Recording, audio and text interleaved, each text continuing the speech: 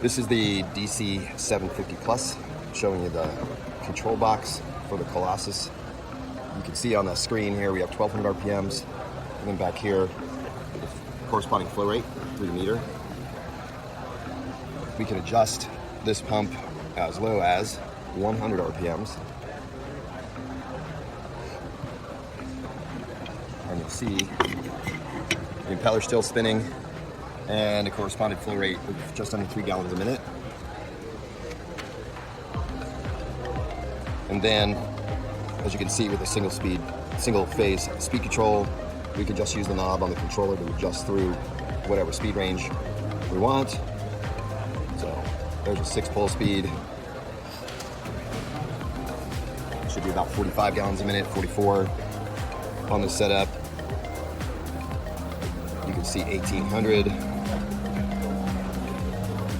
Should get us about 66 gallons a minute. And then if we crank it all the way to 11, which is 3150 for us, then in this setup, you'll see 100 gallons a minute, all through that single phase speed control. The other feature here is we can do speed input. We can change it from manual, which is the control knob on the box, down to either the included 0 to 10 or the 4 to 20.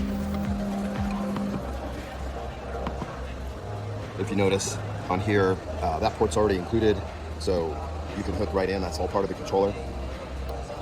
Here's a little generator, 4 to 20 generator.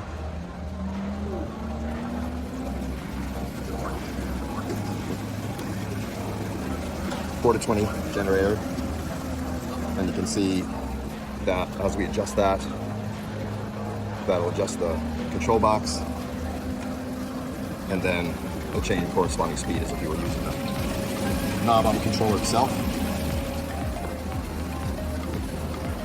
The other aspects of this, the polycarbonate box, very robust, all waterproof. It does have fan, but the way we developed it, we have the nylon screen on the intake side, which helps keep an IP54 rating.